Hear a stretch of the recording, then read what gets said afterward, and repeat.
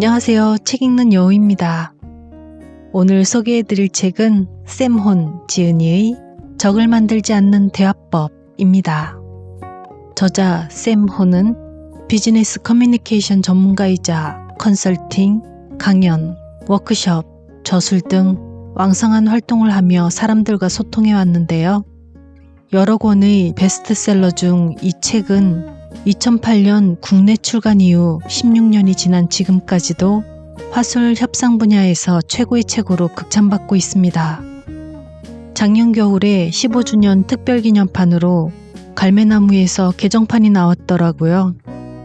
서점 책 소개란에서는 까다로운 사람과 지혜롭게 대화하는 법, 늘 사람이 따르게 하는 대화법이 바이블로 오랫동안 선택받아온 스테디셀러라고 소개되고 있지만 좀 더 세부적으로 보면 타인의 언어 공격에 힘들어하는 분들, 마음이 약해 남의 부탁을 잘 거절하지 못하는 분들, 상대방의 말에 어떻게 대처할지 고민 많은 분들이 보시기에도 참 좋은 책이었습니다.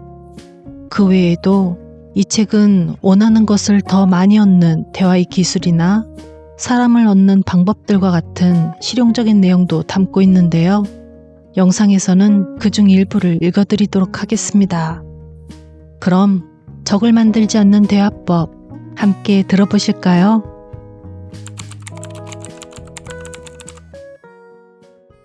인간의 뇌는 부정형을 모른다. 내가 말하지 않은 것 때문에 상처받은 적은 한 번도 없다. 켈빈 클리지, 정치인. 누군가 당신을 공격해 올 때는 순간적으로 무슨 말을 해야 할지 아득해질 수도 있다. 이런 상황에서는 우선 하지 말아야 할 말이 무엇인지 아는 것이 중요하다. 즉각적으로 그건 사실이 아니에요 라고 자신을 방어하려 하거나 저는 그렇게 생각하지 않아요 라며 부인하려고 나서지 말라. 왜냐면 예기치 못한 언어적 공격에 발끈하여 대받는다면 이미 덫에 걸린 셈이 되어버리기 때문이다. 당신은 늘 방어적이죠. 라는 말에 난 방어적이지 않아요. 라고 답한다면 상대의 말을 확인시키는 꼴이 되고 만다. 너무 감정적이라는 말을 들은 사람이 난 감정적이지 않다고요. 라고 말하는 것도 마찬가지로 상대의 지적을 사실로 증명할 뿐이다. 마음은 보이는 것을 받아들일 뿐 이면에 집중하지 못한다. 성우 명언. 그러자 한 워크숍 참가자는 내 말을 반박하고 나섰다. 말도 안 돼요. 그게 아니라고 말하는 것이 어떻게 그걸 증명하게 된다는 건가요? 좋은 질문이다. 여기서 기억해야 할 점은 우리 인간의 뇌는 말해진 내용을 그대로 받아들일 뿐 반대되는 모습을 그려내지 못한다는 것이다. 무언가를 해서는 안 된다거나 하기를 중단해야 한다고 말하면 우리 뇌는 바로 그 무언가를 기억한다. 간단한 실험을 해보자. 입안에서 사르르 녹는 맛있는 아이스크림이 가득 담긴 길쭉한 유리그릇을 상상하지 마세요. 바닐라 아이스크림 위로 맛있는 초콜릿 시럽이 얹혀 흘러내리는 모습을 절대 상상하지 마세요. 붉은 체리로 장식된 우유 크림에 대해 더 이상 생각하지 마세요. 그 아이스크림 그릇에 숟가락을 넣어 듬뿍 떠낸 후 입에 넣고 맛을 음미하는 장면을 떠올리지 마세요. 자, 상상하지 않고 떠올리지 않고 생각하지 않는 일이 가능한가? 그 장면에 이미 마음을 빼앗겨버려 하지 말라는 말은 잊어버리지 않았는가? 운동선수들이 원하지 않는 것이 아니라 원하는 것을 그리는 이유도 바로 여기 있다. 전문 코치들이 너무 빨리 헤엄치지 마. 좀 더 천천히 꾸준히 헤엄쳐. 라고 말하는 이유도 마찬가지다. 남들에게 그리고 자신에게 이야기할 때 긍정적인 표현만을 사용해보라. 동료가 너무 흥분하지 마 라고 말할 때 난 흥분하지 않았어 라고 답한다면 벌써 그 생각이 머릿속에 박혀버린다. 멍청이처럼 굴지 말라는 지적에 난 멍청이가 아니야 라고 대답하게 되면 그 부정적인 이미지가 저절로 고정되고 만다. 미국 대통령을 지낸 리처드 닉슨은 이 교훈을 얻기 위해 값비싼 대가를 치러야 했다. 개인 뇌물수수 의혹을 받는 가운데 텔레비전 생방송 연설을 하게 된 그는 전 사기꾼이 아닙니다. 라는 부정적인 표현을 사용하고 말았다. 사기꾼이라는 오명을 벗기 위한 시도가 오히려 사기꾼이라는 이미지를 굳히는 역할을 한 것이다. 이 원칙은 모든 의사소통에 중요하게 적용된다. 상대를 불안하게 만드는 가장 확실한 방법은 절대로 하지 마 라고 말하는 것이다. 자녀들에게 싸우지 마 라고 말한다면 어떤 결과가 생길까? 난 울지 않을 거야 라고 말한다면 어떻게 될까? 직원들에게 지각하지 마세요 라고 말한다면 자신에게나 남들에게나 긍정적인 표현을 사용하라. 너희 둘은 서로를 존중하고 배려해야 해. 모나리자 같은 미소를 지어야겠어. 월요일부터는 시간 맞춰 출근합시다. 9시 정각이 되면 사무실에 앉아 전화 받을 준비를 끝내야 합니다. 등으로 말이다. 뭐라고 말해야 할지 모를 때 해야 할 말. 분노의 가장 좋은 치료제는 지연이다. 세네카. 누군가 당신을 정면으로 깎아내릴 때 뭐라고 말하면 좋을까? 이럴 때는 무슨 뜻이죠? 라고 물으며 상대에게 다시 공을 넘겨라. 이 질문은 다음에 열거하는 것처럼 여러모로 유익하다. 일단 대답이 된다. 분노를 지연시켜 공격에 즉각 대항하지 않게 한다. 상대의 이중을 드러내 당신이 사태를 파악할 수 있게 한다. 당신 스스로 생각할 시간을 벌어 후회할 말을 피할 수 있다. 성급한 대응을 막아준다. 질투는 남의 상황을 오해한 탓에 나타나는 경우가 99%라고 한다. 분노도 마찬가지다. 한 워크숍 참가자의 이야기를 들어보자. 지난주까지만 해도 몰랐지만 이제는 이 기법이 효과를 절감하고 있답니다.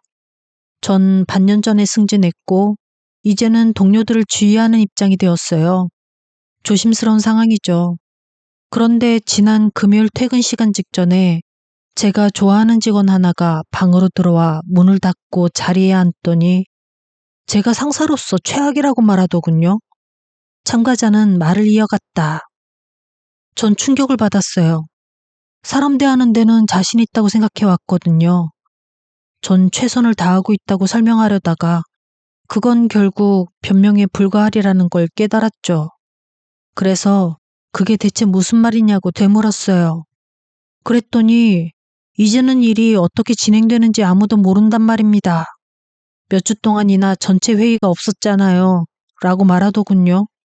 그제야 그가 문제 삼은 것이 의사소통 부재임을 알게 되었어요. 우리는 어떻게 모든 직원이 충분한 정보를 공유할 수 있을지 의논하기 시작했답니다. 제가 좋은 상사인지 아닌지 따지는 대신 말이죠.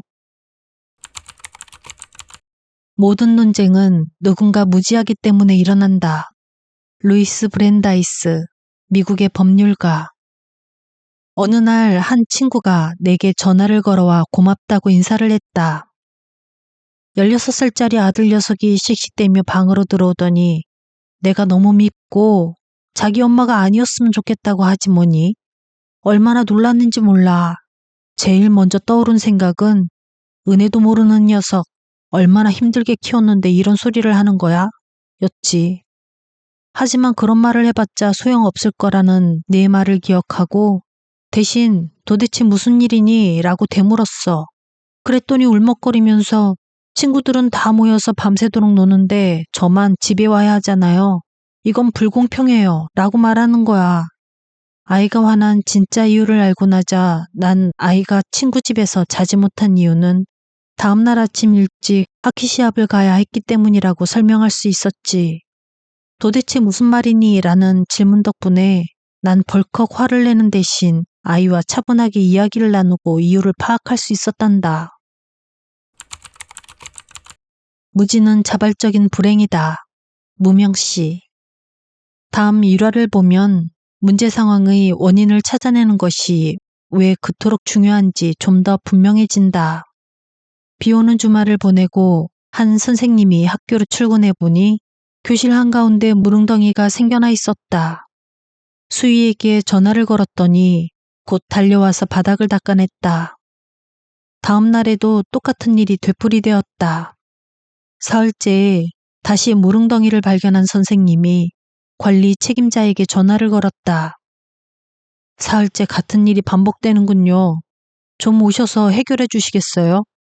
몇 분 후 관리 책임자가 나타났다. 하지만 걸레는 가져오지 않았다. 선생님이 어떻게 물을 닦아내려고 빈손으로 오셨죠? 라고 물었더니 관리 책임자는 저는 물을 닦아내는 대신 새는 천장을 고칠 겁니다. 라고 대답했다고 한다. 대체로 누군가 불친절하거나 불공정한 말과 행동을 하면 사람들은 그저 고인물을 닦아내는 데만 바쁘다. 문제의 원인을 찾아 해결하는 대신 표면적인 현상에만 반응하는 것이다. 자, 당신의 선택은 무엇인가? 상대의 행동이 마음에 들지 않을 때 당신은 불평할 수도 있고 질문을 던질 수도 있다. 이때 왜 그렇게 생각하는데? 혹은 무슨 뜻이죠? 라는 질문은 그 알 수 없는 행동의 원인을 밝히기 위한 좋은 도구가 된다. 대화를 논쟁으로 빠지지 않게 하는 그리고 최고의 지적 능력은 반대되는 두 생각을 동시에 할 수 있는지의 여부로 판단된다. 스콧 피츠제럴드 작가. 피츠제럴드의 이 말을 좀 바꿔보면 최고의 인간관계는 반대 의견을 가진 두 사람이 적이 되지 않고 어울릴 수 있는지의 여부로 판단할 수 있지 않을까. 이는 그리고라는 단어를 사용함으로써 가능해진다. 하지만이라는 단어를 사용하기 시작하면 즉각 내 생각이 네 생각보다 옳아. 넌 틀렸어. 라는 마음이 전달된다. 텅후 워크숍에서는 이따금 두 사람씩 짝을 이뤄 한쪽은 독신을 옹호하고 다른 한쪽은 결혼 생활을 예찬하는 연습을 하곤 한다. 목표는 상대가 생각을 바꾸도록 설득해내는 것이다. 이때 자주 이루어지는 대화는 다음과 같다. 어떻게 늘 같은 사람과 함께 살 수가 있어요? 너무 지루해요. 독신일 때는 원하는 사람과 원하는 때, 원하는 곳에 얼마든지 갈 자유가 있죠. 그래요. 하지만 그런 자유는 곧 실직나는 법이에요. 밤늦게 집에 돌아오지 않을 때 걱정해주는 누군가가 있다는 게 얼마나 좋은데요. 하지만 결혼은 구속이에요. 주택담보대출이며 각종 청구서며 집안 살림이며 이 일이 끝이 없죠. 그렇긴 해요. 하지만 흥청망청 파티가 밤마다 이어지는 독신 생활도 그저 빛 좋은 개살구일 뿐이에요. 이런 식으로 5분가량 시간이 흐르면 나는 대화를 중단시키고 느낌을 말해보라고 한다. 그러면 다만 역할 연습을 했을 뿐인데도 상대에 대해 화가 치민다는 대답이 나오곤 한다. 하지만이라는 단어를 얼마나 자주 사용했는지 물어보면 말한 사람 스스로도 놀랄 만큼 거의 매번 그 단어가 등장했다는 사실을 알게 된다. 미처 의식하지 못하는 사이에 일단 상대의 주장을 거부하고 자기 의견만 내세웠던 것이다. 하지만은 이렇게 진전 없는 말싸움만 이어지게 한다. 어느 쪽도 진정으로 상대방의 말에 귀를 기울이지 않는 것이다. 잠시 후 나는 하지만을 그리고로 바꿔 넣으며 다시 대화를 계속하도록 한다. 그러면 저절로 대화가 공손해지고 부드러워진다. 맞아요. 순간적인 충동에 따라 행동하는 건 늘 좋다고 할 수 없죠. 그리고 세상에서 나를 최고로 생각해주는 아이를 가진다는 것도 멋지네요. 좀 더 안정적으로 살고 싶다는 마음을 이해해요. 그래서 구속 없이 자유로운 삶을 좋아하지 않는 것이군요. 참가자들은 대화가 얼마나 달라지는지 느끼고는 깜짝 놀라곤 한다. 말 한마디로 인해 상대의 의견의 오류를 찾으려는 태도에서 벗어나 상대의 의견을 존중하고 인정하기 시작하는 것이다. 그리고라는 말은 긍정적, 부정적 소식을 모두 이끌 수 있다. 문서를 훌륭하게 잘 만들었네. 그리고 여기 이런 질문을 하나 더 넣어주면 어떨까? 혹은 이 일을 처리하는데 15분이면 충분하다고 제가 말했던 건 맞습니다. 그리고 시간을 초과하게 되어 죄송합니다. 저희 컴퓨터가 곧 정상화될 테니 저도 대출을 해드릴 수 있으면 좋겠습니다. 여기에 더해 세금 납부 관련 서류를 주실 수 있을까요? 등과 같이 말할 수 있는 것이다. 지금 누군가와 견해 차이가 있어 고민 중인가? 그렇다면 두 사람 모두 하지만을 즐겨 사용하고 있는 것은 아닌지 살펴보라. 하지만은 갈등을 깊게 하고 그리고는 갈등을 예방한다. 하지만은 적대감을 낳고 그리고는 공감을 낳는다. 이제부터는 그리고라는 말을 자주 사용해 서로 다른 의견을 감정적인 충돌 없이 교환해보라. 따귀를 찰싹 때리는 듯한 말. 할 수 없다는 말을 마음에서 지워라. 세뮤얼 존슨, 시인. 제안이나 부탁이 무참히 거절당했을 때 어떤 기분이 드는가? 예를 들어 다음과 같은 상황 말이다. 당신이 다음 주말에 그간 바쁜 업무를 처리하느라 미뤄둔 휴가를 갈 예정이라 월급을 좀 일찍 받을 수 없느냐고 상사에게 물었다고 하자. 그런데 상사가 안 돼, 아직 월급 계산이 안 끝났기 때문에 그럴 수는 없어 라고 대답한다면 여기서 안 돼와 뭐뭐 때문에 할 수 없다라는 말이 마치 당신의 따귀를 찰싹 때리는 것처럼 느껴지지 않는가? 이런 말은 저절로 적대감을 불러일으킨다. 이때 만약 상사가 할 수 없는 것 대신에 할 수 있는 것에 초점을 맞춰 알겠네, 월급 계산이 끝나는 대로 받을 수 있게 해주지 라고 대답했다면 어떨까? 알겠네와 끝나는 대로 할 수 있다라는 말이 가능성의 문을 열어주지 않는가? 누군가의 부탁을 들어주는 일은 몇 가지 조건만 충족되면 얼마든지 가능하다는 점을 늘 기억해둘 필요가 있다. 그리고 불가능한 이유 대신 언제 어떻게 가능해질 것인지에 초점을 맞추도록 하자. 이를테면 심판이 도착하지 않았으니 아직 경기를 할 수 없어. 대신에 심판이 도착하면 바로 경기를 시작할 수 있어. 5분 안에 심판이 오지 않는다면 그냥 시작하자고 라고 말하는 것은 어떤가? 또는 컴퓨터 오류 때문에 재고 상황을 확인할 수 없습니다. 대신에 컴퓨터 오류만 해결되면 곧바로 재고 상황을 살펴 원하는 제품이 있는지 알려드리겠습니다. 대략 5분만 기다리시면 됩니다. 라고 말하는 것이다. 스스로 돕지 않고는 누구도 진정으로 남을 돕지 못한다는 것. 이는 인생이 주는 가장 아름다운 위로이다. 랄프 월도 에머슨. 박탈은 무엇인가를 빼앗는다는 뜻이다. 상대의 부탁을 거절하는 경우는 상대가 원하는 바를 박탈하는 셈이고 이는 분노를 불러온다. 반면 고안은 무엇인가를 얻거나 일으키기 위한 계획이다. 불가능한 이유를 설명하는 대신 그것이 어떻게 하면 가능한지 보여주는 것이다. 상대가 애타게 바라는 바를 무시하는 대신 이룰 수 있도록 돕는 것이다. 도우려 하는 진심 어린 노력은 결국 우리 자신에게도 도움이 된다. 홀로 새 아이를 키우는 어느 아버지의 경험담을 보자. 전 늘 아이들과 대립하며 살았습니다. 아이들이 무엇인가 허락을 구하러 오면 늘 안 된다고 했죠. 그러는 내 모습이 스스로도 싫었지만 말입니다. 아니, 자동차는 내가 써야 하니 빌려줄 수 없다. 네가 맡은 일을 끝내지 못했으니 친구들과 놀 수 없다. 아직 숙제를 못했으니 비디오 게임은 안 된다. 아직 저녁도 먹지 않았으니 아이스크림은 안 돼. 등등.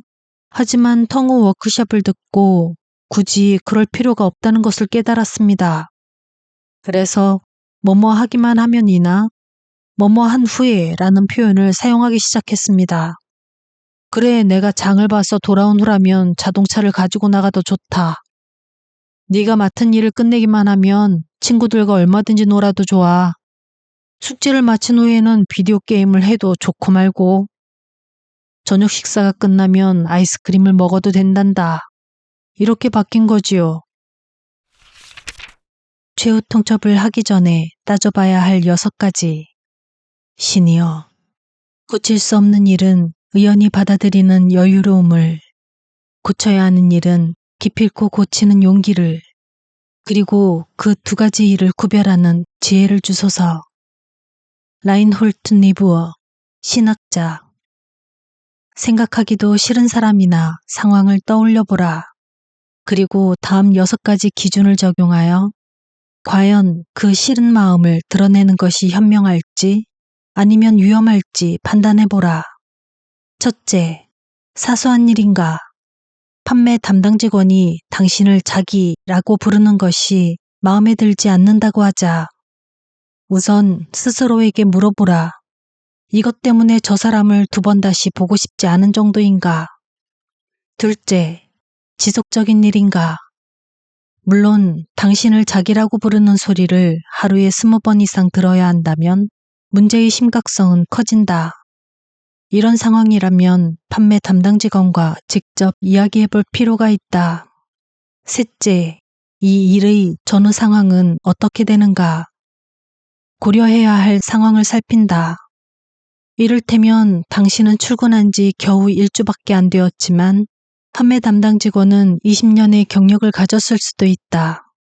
괜한 불평을 늘어놓아 당신의 첫인상을 망치게 되지는 않을까? 이미 충분한 신용을 쌓은 상태인가? 아니면 경솔한 사람으로 낙인 찍힐 우려가 있는가? 남들도 불만을 가지는 일인가? 당신 혼자만 거슬린다고 느끼는가? 넷째, 그 행동은 의도적인가 무의식적인가? 의도적으로 당신을 약올리려는 행동인가?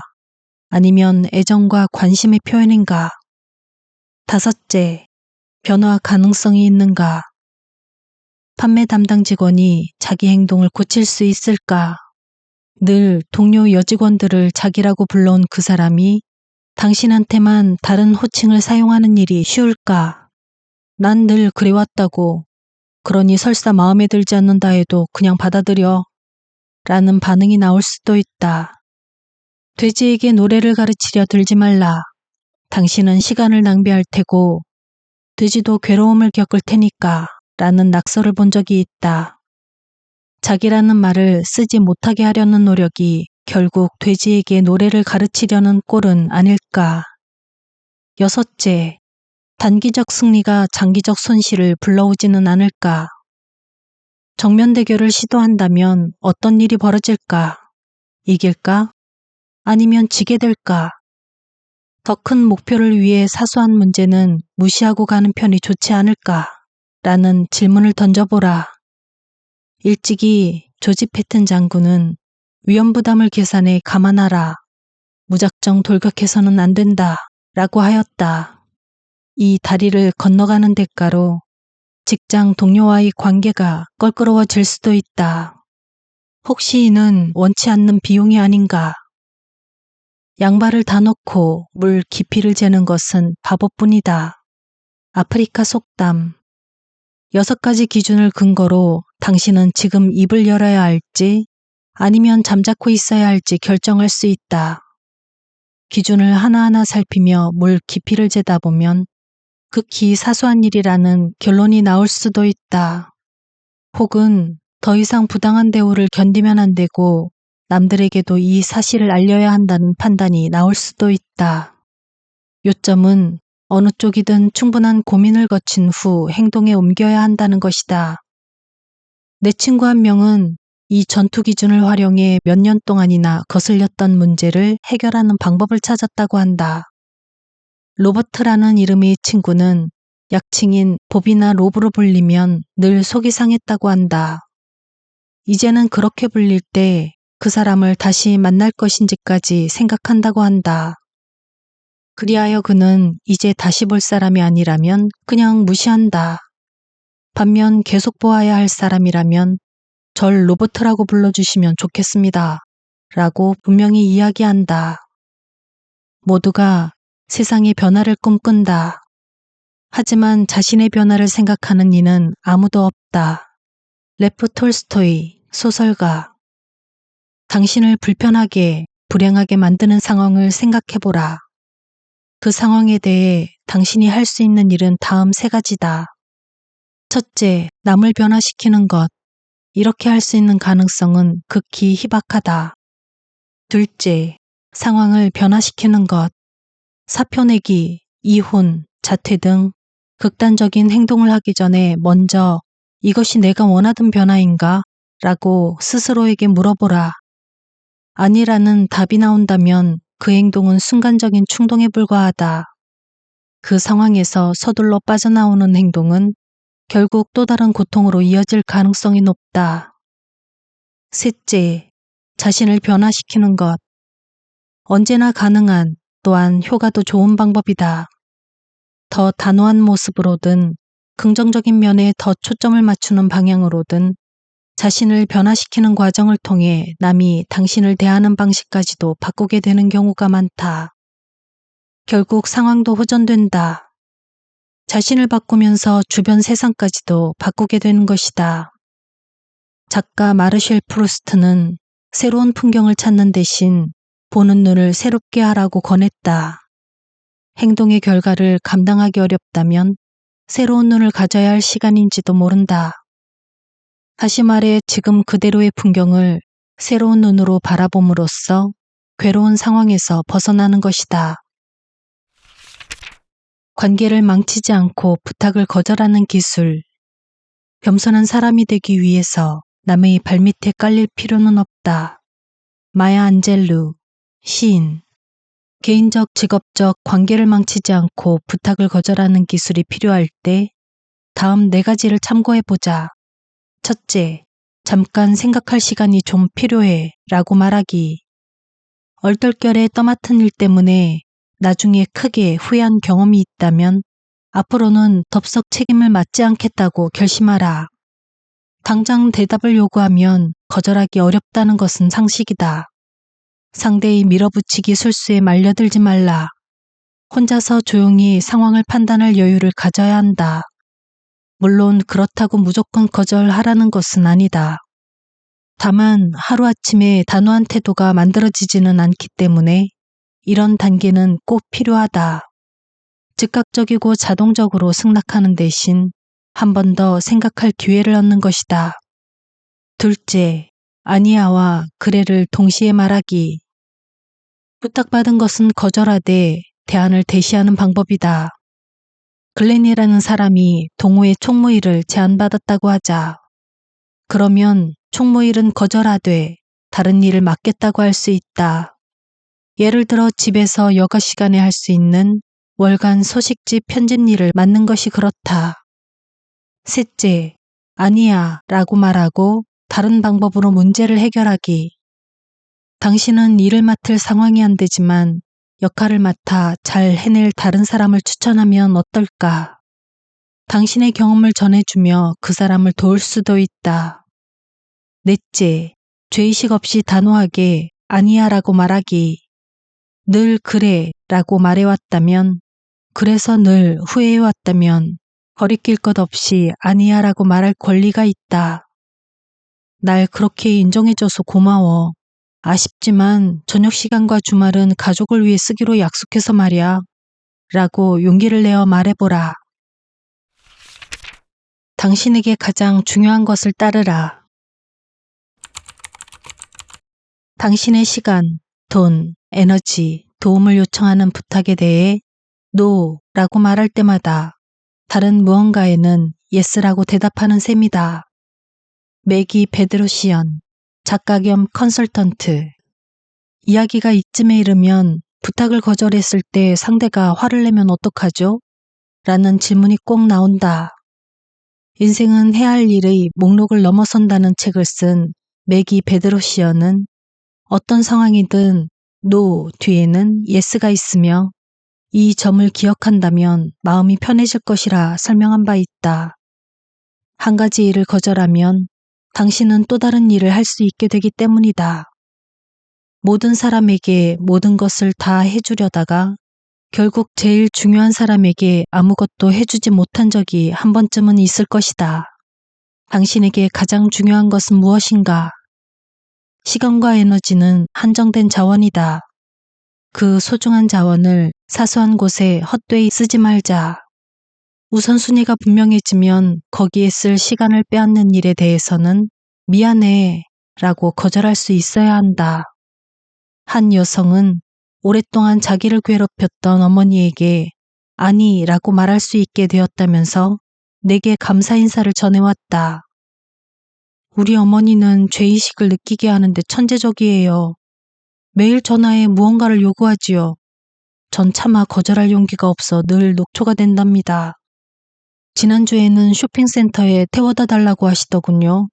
전 마침 시간이 없었고 토요일에 딸들과 쇼핑센터에 갈 예정이니 그때 함께 가자고 했어요.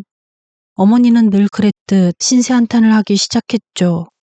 하지만 그때 저는 저울을 떠올렸고 5년 동안이나 어머니의 요구에만 맞춰왔다는 걸 생각했어요. 어머니를 사랑하지만 그 상황에서는 거절해야 한다고 판단했죠. 전 왜 시간이 없는지 설명했고 주말에 함께 가시든지 아니면 택시를 부르라고 했어요. 어머니는 계속 투덜거렸지만 전 더 이상 죄책감을 느끼지 않았어요.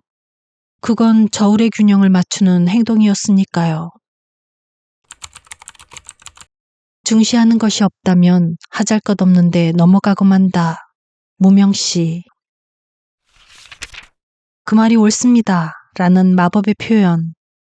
인간이 언어를 가지게 된 건 불평을 터뜨리고 싶어하는 크나큰 본능 때문이 아닐까. 제인 와그너, 릴리 톰린. 누군가 불만을 터뜨릴 때 당신은 어떻게 하는가? 상대가 원하는 대로 해주지 못하는 이유가 무엇인지 장황하게 설명하는가? 일반적으로 사람들은 바로 이렇게 반응하는 편이다. 그리고 이런 반응은 상대의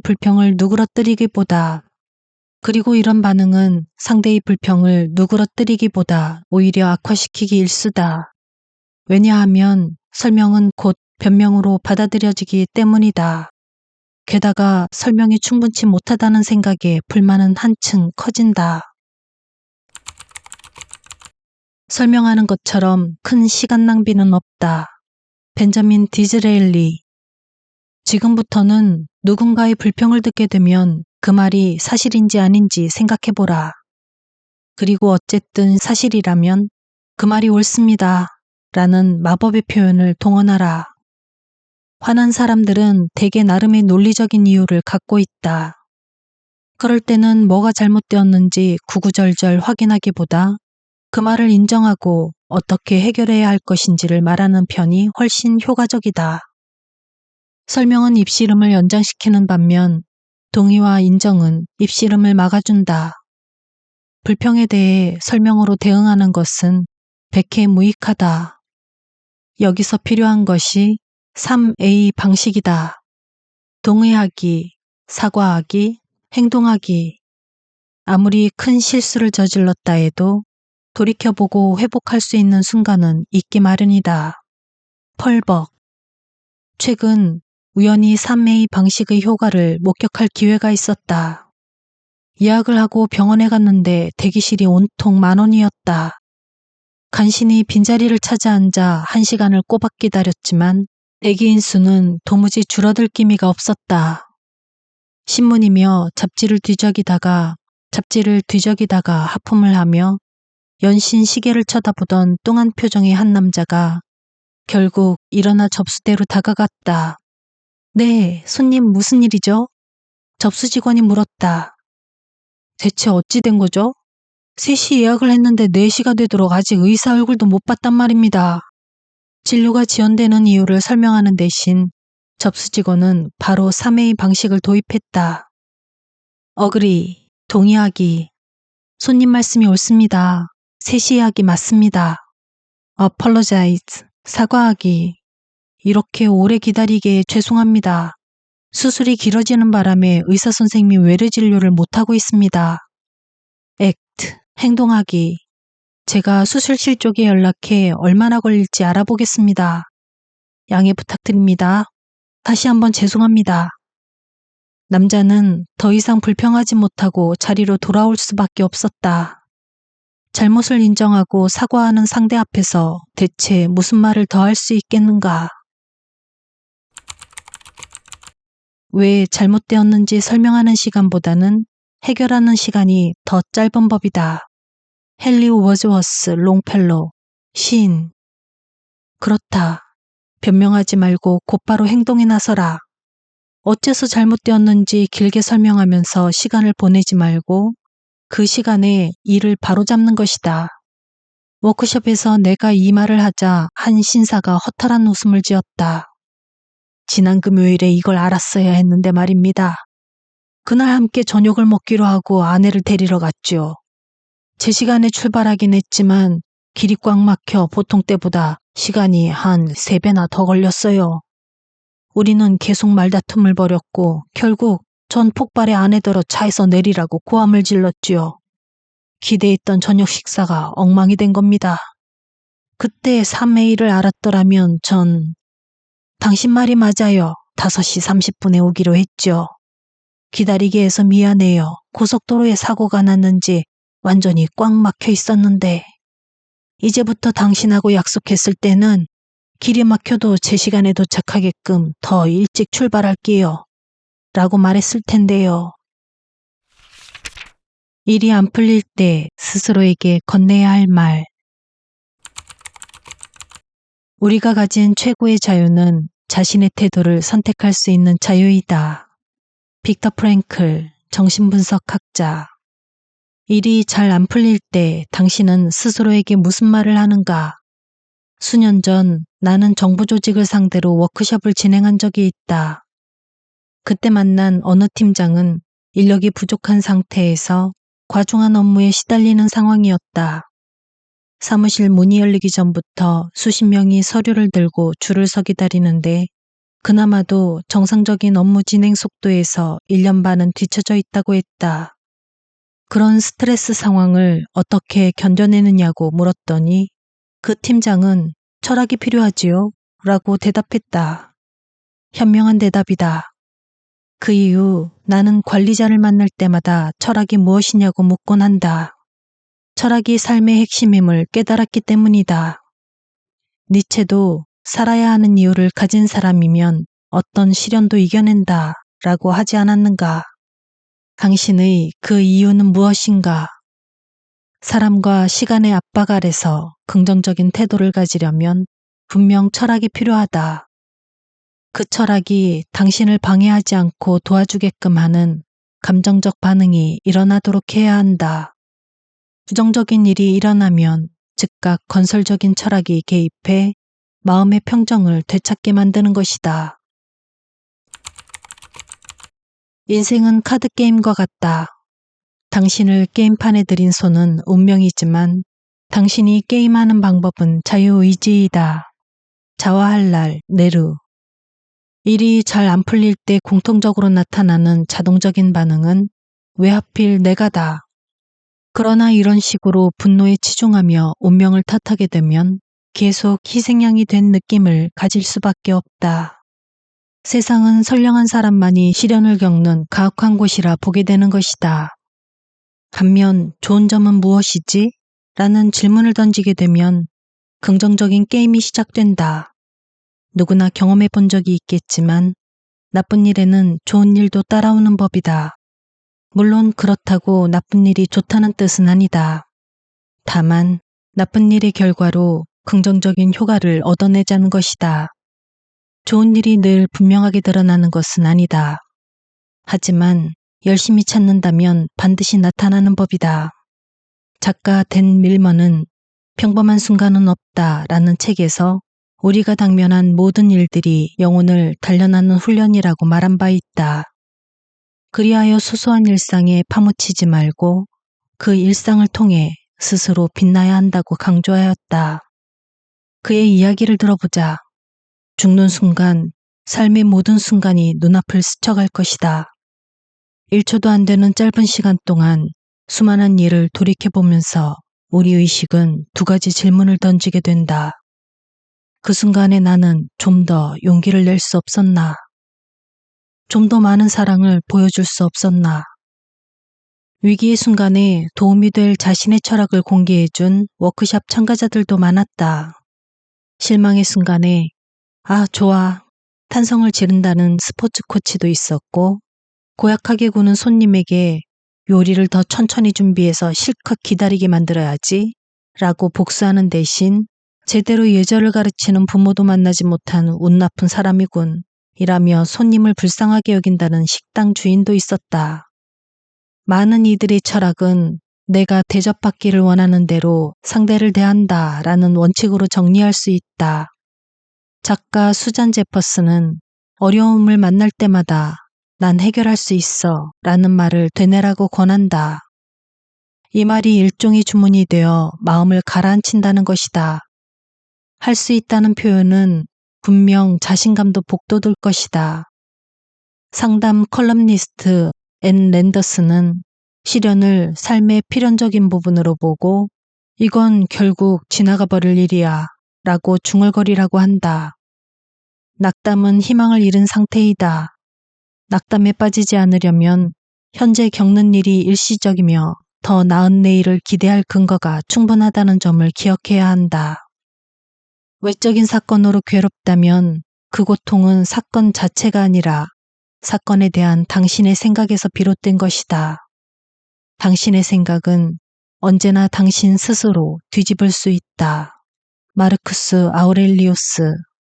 사무실에서 일한다면 벽에 달력을 하나 걸어두어라. 매일 하나씩 즐거운 일을 기록하자. 그러다가 일이 안 풀릴 때, 고약한 누군가로 인해 괴로울 때 달력을 살펴보며 승리의 순간을 기억하라. 달력을 통해 당신은 실패가 아닌 성취에 초점을 맞출 수 있다. 그리고 이는 사회생활을 하며 끊임없이 찾아오기 마련인 위기 상황에서 균형 감각을 되찾아준다. 한 달에 한 번 정도는 달력을 살피고 발전하고 있는 삶의 모습을 확인하는 것은 어떨까? 낭독은 여기까지입니다. 저는 기억에 남는 것 중 하나가 그리고라는 단어의 힘이었습니다. 하지만 이라는 단어가 부정적 반응을 준다는 것은 알고 있었지만 같은 의미도 그리고로 치환하여 사용할 수 있다는 점을 읽고 나서는 더 눈여겨보게 되더라고요. 쓰고 싶다. 그러고 싶다. 하지만 물 흐르듯 자연스럽게 사고를 하고 입으로 내뱉게 되기까지는 많은 연습이 필요할 듯 싶습니다. 요즘 황사와 미세먼지 정말 심하죠? 공기가 너무 안 좋으니까 폐가 너무 아파하는 것 같아요. 황사와 미세먼지 속에서 몸 온전히 건강하게 지키시고요. 오늘은 여기서 인사드리겠습니다. 행복한 하루, 편안한 밤 되세요.